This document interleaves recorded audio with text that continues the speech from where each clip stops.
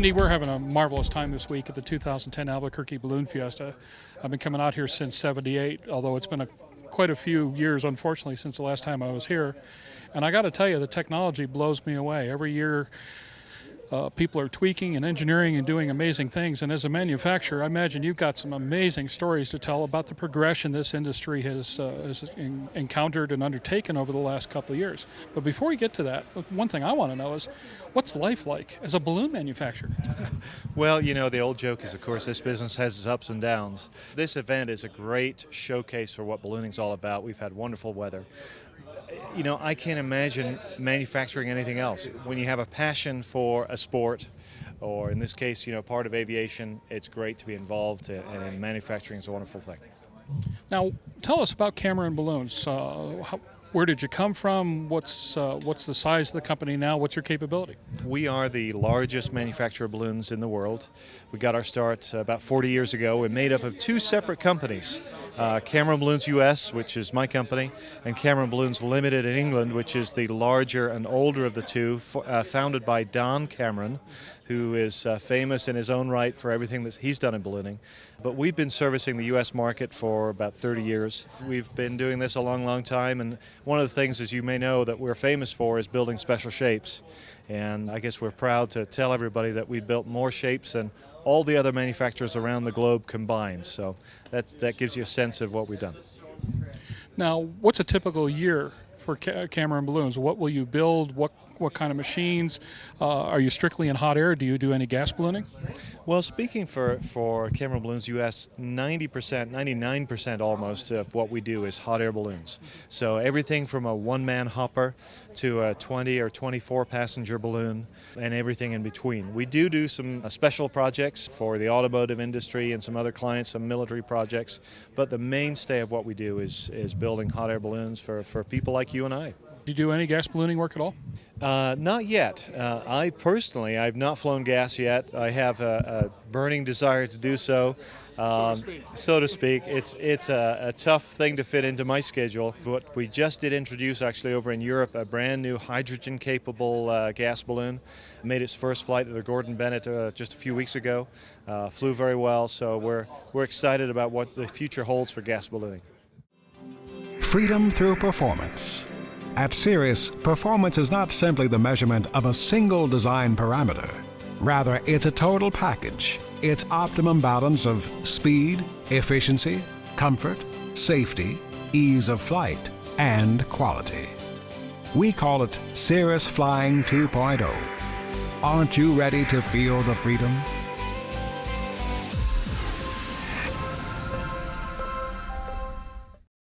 Now, Cameron does everything. You do envelopes, all senses of the equipment, and so forth, but that's covering an awful lot.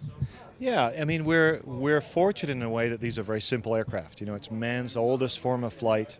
There really aren't any moving parts. There's no electrical system. There's no fuel pumps. It's a really straightforward system. But there are a lot of different skill sets and talents within that makeup. So yeah, we weave the baskets, we sew the envelopes, we specify the fabric so it's made to our specs. We have the tanks and the burners machined, and we, of course, assemble those. So there's a lot to it. What is today's conventional balloon? If somebody is coming out of the general aviation industry, like a lot of our readership, and is looking at what we're doing out here and going, boy, I really want to be a part of that. What is the quote-unquote average balloon? Balloons are measured by volume, so we think of them in those terms. Obviously, the larger the volume, the more lift they can generate. So a typical balloon for sport ballooning, for, again, people like you and I, would be what we would call a 90. So that's 90,000 cubic feet. That generates about 1,800 pounds gross lift. And a typical configuration would be a basket just a little bit smaller than the one we're standing next to right now. Probably one burner and two 15-gallon fuel tanks. That would be the basic configuration. And in terms of cost, you know, it's a lot like a new car. $35,000, $38,000 is a typical range for getting into ballooning with brand new equipment. And one thing I've been told to keep in mind, that there's more to ballooning than the balloon in regards to supporting this endeavor.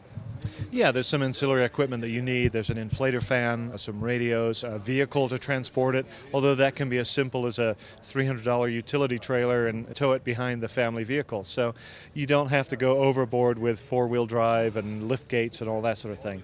But the needs are fairly simple, and most people start with the basics, and then as they get more and more in tune with what they really need, they add on to their equipment from there.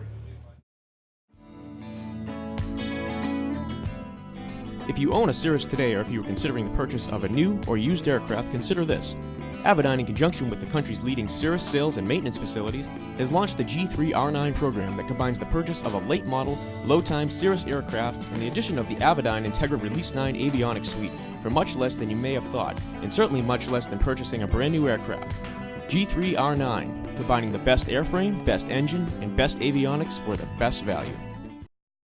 Let's talk about the business model a little bit. What kind of business is ballooning? Ballooning really started in its heyday in the late 60s, early 70s, and peaked out in the mid-80s. Since then, the sport as a whole has matured and declined to some degree. It's all cyclical. But it's a good business to be in. I've earned my living in ballooning in one way, shape, or form for 25 years. I'm glad I'm not doing anything else. This is exactly where I want to be. We have three market segments. We have sport pilots that just want to come here and fly and have a good time. We have the corporate accounts. These are balloonists or companies that operate a balloon with a logo on it specifically to promote their company. And then we have the ride operators, people that make their living taking other people for a flight. How do you look at the future of ballooning, and more important, the future of Cameron? I think our position within the industry is just fine. We've been one of the leaders in the industry for a long, long time. I don't see that changing. The industry as a whole, it's cyclical. As I mentioned, it goes up and down. I think one of the things that's happening right now is that we all have a lot more choices as to what we do with our time. And I think socially, people now are trying to experience a lot more things rather than specializing in one.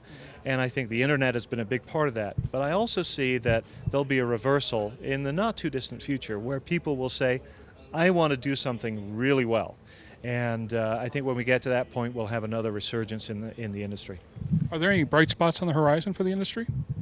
Oh, there's always bright spots. I think, for a long time, we've sort of described the graying of the industry. We're all getting older. We're not getting as many new people into it. That's absolutely true. And I think we're at a point now where we are seeing some younger folks coming in. Many of us that have been involved with the sport for a long time got started in our 20-somethings. We went through a period of not having that, but it's starting to happen again. So I think the future is good.